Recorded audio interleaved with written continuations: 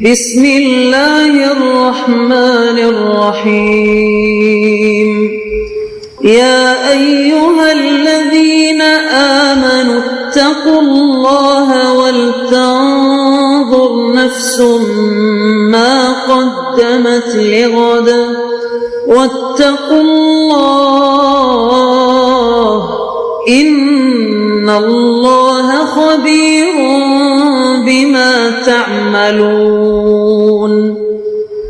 اے ایمان والو، اللہ سے ڈرتے رہو اور ہر شخص کو دیکھنا چاہیے کہ اس نے کل یعنی آخرت کے لیے کیا سامان بھیجا ہے، اور ہم پھر کہتے ہیں کہ اللہ سے ڈرتے رہو، بے شک اللہ تمہارے سب اعمال سے خبردار ہے۔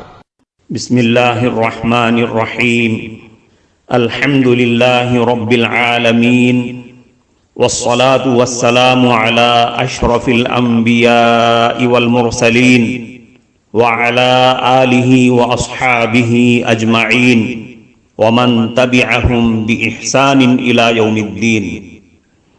قابل صد احترام حضرات شائقین و شائقات سچا پیغام، السلام علیکم ورحمۃ اللہ وبرکاتہ۔ آج کی محفل میراث النبی کے نورانی پروگرام میں آپ کا استقبال ہے۔ اہلا و سہلا مرحبا۔ ہم آپ تمام حضرات و مستورات کا خیر مقدم کرتے ہیں۔ محترم حضرات و خواتین، تعلیم کا آغاز ہو رہا ہے۔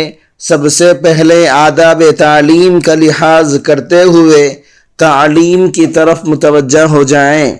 پورے دھیان سے سننا، عمل کی نیت سے سننا اور تبلیغ کی نیت سے سننا، یعنی سنی ہوئی باتیں دوسروں تک پہنچانے کے جذبے سے سننا۔ چند خاص آداب تعلیم ہیں، امید ہے کہ آپ حضرات ان آداب کا ضرور خیال رکھیں گے۔ جزاکم اللہ۔ بسم اللہ الرحمن الرحیم۔ حضرت ثوبان رضی اللہ عنہ جو رسول کریم صلی اللہ علیہ وسلم کے آزاد کردہ غلام تھے، ان سے روایت ہے کہ بنت حبیرہ ایک دن خدمت نبوی صلی اللہ علیہ وسلم میں حاضر ہوئی۔ ان کے ہاتھ میں بڑے بڑے موٹے چھلے تھے۔ رسول کریم صلی اللہ علیہ وسلم نے ان کے ہاتھ پر مارنا شروع کیا۔ وہ حضرت فاطمہ رضی اللہ عنہا کی خدمت میں پہنچی، جو کہ رسول کریم صلی اللہ علیہ وسلم کی صاحبزادی تھیں، اور انہوں نے ان سے شکوہ کیا۔ حضرت فاطمہ رضی اللہ عنہا نے یہ سن کر اپنے گلے کا ہار نکال دیا جو کہ سونے کا تھا، اور کہا، یہ مجھ کو ابو الحسن نے تحفہ بخشا ہے، یعنی حضرت علی رضی اللہ عنہ نے مجھے تحفے میں دیا ہے۔ اس دوران رسول کریم صلی اللہ علیہ وسلم تشریف لائے اور وہ ہار حضرت فاطمہ رضی اللہ عنہا کے ہاتھ میں تھا۔ آپ صلی اللہ علیہ وسلم نے فرمایا، اے فاطمہ، کیا تم پسند کرتی ہو کہ لوگ کہیں کہ رسول کریم صلی اللہ علیہ وسلم کی صاحبزادی کے ہاتھ میں ایک آگ کی زنجیر ہے؟ پھر آپ صلی اللہ علیہ وسلم تشریف لے گئے، قیام نہیں کیا۔ حضرت فاطمہ رضی اللہ عنہا نے وہ ہار بازار میں بیچ دیا اور اس کو فروخت کر کے ایک غلام خریدا، پھر اس کو آزاد کر دیا۔ رسول کریم صلی اللہ علیہ وسلم کو اس بات کی اطلاع ملی۔ آپ صلی اللہ علیہ وسلم نے فرمایا، اللہ تعالیٰ کا شکر ہے کہ جس نے فاطمہ کو دوزخ کی آگ سے نجات عطا کر دی۔ حضرت اسماء بنت یزید رضی اللہ عنہا سے روایت ہے کہ آپ صلی اللہ علیہ وسلم نے ارشاد فرمایا، جو عورت بھی سونے کا ہار گلے میں ڈالے تو قیامت کے دن اس کی گردن میں اسی جیسا آگ کا ہار ڈالا جائے گا، اور جو عورت بھی اپنے کانوں میں سونے کی بالیاں ڈالے تو اس کے کانوں میں اسی جیسی آگ کی بالیاں قیامت کے دن ڈالی جائیں گی۔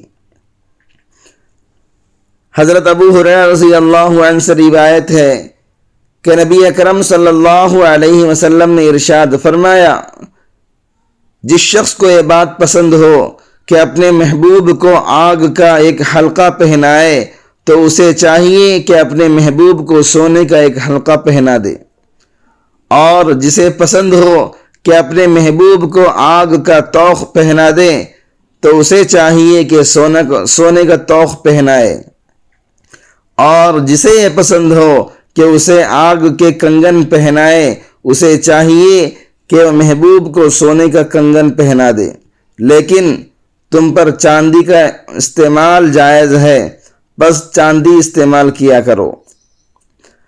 حضرت انس رضی اللہ عنہ سے روایت ہے کہ بنو تمیم کا ایک آدمی رسول اکرم صلی اللہ علیہ وسلم کی بارگاہ میں حاضر ہوا۔ اس نے عرض کیا، اے اللہ کے رسول، میں بہت زیادہ مالدار، کثیر اہل و عیال اور خاندان والا آدمی ہوں، آپ مجھے ہدایت فرما دیں کہ میں کیسے خرچ کروں اور کس کام پر کروں۔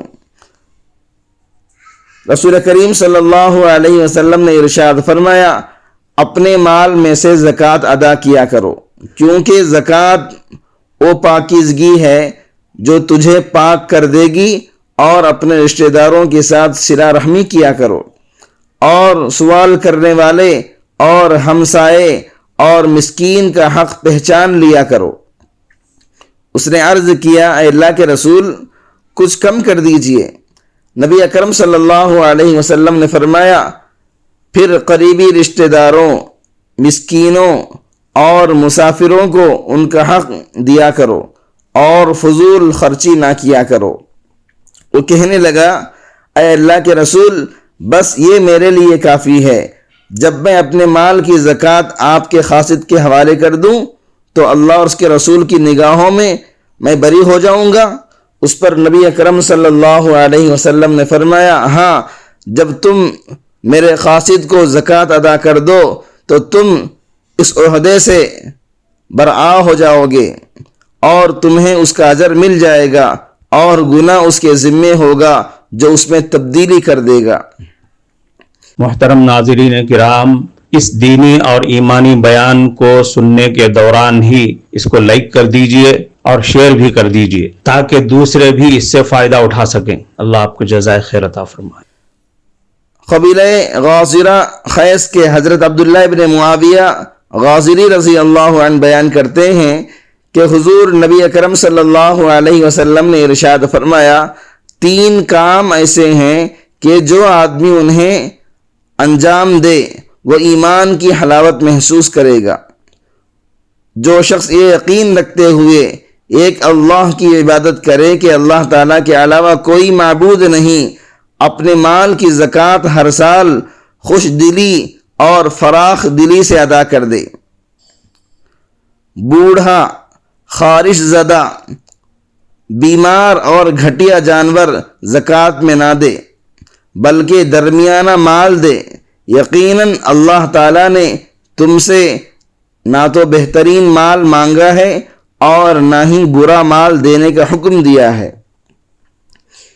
عیسیٰ ابن خضرمی ابن کلثوم ابن علقمہ ابن ناجیہ خزاعی اپنے دادا کلثوم سے وہ اپنے باپ سے روایت کرتے ہیں کہ نبی کریم صلی اللہ علیہ وسلم نے انہیں غزوہ مریسی والے سال جب وہ مسلمان ہوئے تھے فرمایا تھا، مالوں کی زکوٰۃ دینے سے تمہارے اسلام کی تکمیل ہوگی۔ حضرت ابی بن کعب رضی اللہ عنہ سے روایت ہے کہ مجھے نبی کریم صلی اللہ علیہ وسلم نے مصدق بنا کر بھیجا۔ میں ایک آدمی کے پاس پہنچا، جب اس نے اپنا مال اکٹھا کیا تو اس پر ایک بنت مخاض واجب ہوئی۔ میں نے کہا، لاؤ ایک بنت مخاض دو، تم پر زکوٰۃ میں یہی واجب ہوئی۔ وہ بولا، بنت مخاض کس کام کی؟ نہ تو وہ دودھ دیتی ہے اور نہ اس پر سواری کی جا سکتی ہے، اس کے بجائے یہ خوب فربا اور جوان اٹھنی لے لو۔ میں نے کہا، وہ چیز میں نہیں لوں گا جس کے لینے کا مجھے حکم نہیں ہوا، البتہ رسول اکرم صلی اللہ علیہ وسلم تیرے قریب ہی موجود ہیں، ان سے جا کر عرض کر دو، اگر آپ قبول فرما لیں تو میں لے لوں گا ورنہ واپس کر دوں گا۔ اس نے کہا، اچھا میں چلتا ہوں، اور وہ اسی اونٹنی کو میرے ساتھ ساتھ لے کر چلا۔ جب ہم رسول اکرم صلی اللہ علیہ وسلم کی خدمت میں حاضر ہوئے تو وہ آدمی بولا، اے اللہ کے نبی، آپ کا قاصد زکوٰۃ کی وصول یابی کے لیے میرے پاس آیا، واللہ اس سے پہلے میرے مال کو نہ تو اللہ کے رسول نے ملاحظہ فرمایا اور نہ ہی ان کے قاصد نے دیکھا، تو میں نے اپنے مال کو اکٹھا کیا تو وہ آپ کا قاصد بولا، تجھ پر ایک بنت مخاض لازم ہے، اور حال یہ کہ بنت مخاض نہ دودھ دیتی ہے اور نہ سواری کے لائق ہے، اس لیے میں نے اس کو ایک جوان اور فربا اونٹنی دینا چاہتا ہوں، لیکن اس نے لینے سے انکار کر دیا، اور وہ اونٹنی یہ ہے جو سامنے موجود ہے۔ اب میں اس کو آپ کے پاس لے کر آیا ہوں، آپ اس کو قبول کر لیجئے۔ آپ صلی اللہ علیہ وسلم نے فرمایا، تیرے اوپر واجب تو یہی بنت مخاض ہوئی ہے، لیکن اگر تو اپنی خوشی سے اس کو دے رہا ہے تو اللہ تعالیٰ تجھ کو اس کا اجر عطا فرمائے گا اور ہم قبول کر لیں گے۔ وہ آدمی بولا، تو پھر اے اللہ کے نبی یہ لے لیجئے، یہ وہی اونٹنی ہے۔ آپ صلی اللہ علیہ وسلم نے اس کی وہ اونٹنی لے لینے کا حکم فرمایا اور اس کے مال میں خیر و برکت کی دعا کی۔ ایک آدمی بارگاہ نبوت میں حاضر ہوا اور عرض کرنے لگا، اے اللہ کے رسول، کس موقع کے صدقے کا ثواب سب سے زیادہ ہے؟ نبی کریم صلی اللہ علیہ وسلم نے ارشاد فرمایا، سب سے افضل صدقہ یہ ہے کہ تم تندرستی کی حالت میں صدقہ کرو، جبکہ مال کی حرص تمہارے اندر موجود ہو، تمہیں فخر و فاخر کا ڈر ہو اور تمہیں اپنی زندگی باقی رہنے کی امید ہو۔ اس وقت سے زیادہ صدقہ خیرات میں تاخیر نہ کرو جب روح حلق میں پہنچ جائے، تم یہ کہنے لگو فلاں کو اتنا دے دیا جائے اور فلاں کو اتنا دے دیا جائے، حالانکہ وہ تو فلاں ورثہ کا ہو چکا۔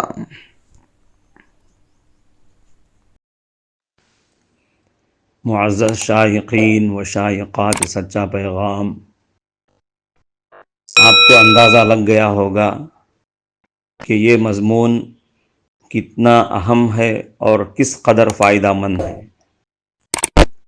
کم سے کم درجے میں سوشل میڈیا کے ذریعے سے بھی ہم اس کو زیادہ سے زیادہ شیئر کریں گے تو دعوت کے فریضے کی کوششوں میں ہم بھی اپنا کچھ حصہ ڈالنے والے بن سکتے ہیں۔ لہٰذا زیادہ سے زیادہ اس کو عام کریں تاکہ پوری دنیا کے ہندوؤں کی غلط فہمی دور ہو جائے اور انہیں یہ زمینی حقیقت معلوم ہو جائے اور وہ اپنے اصل مذہبی لیڈر پیغمبر آخر الزماں حضرت محمد الرسول اللہ صلی اللہ علیہ وسلم کو ماننے پر مجبور ہو جائیں اور کلمہ پڑھ کر آپ کے ساتھ ساتھ وہ بھی جنت میں جانے والے بن جائیں۔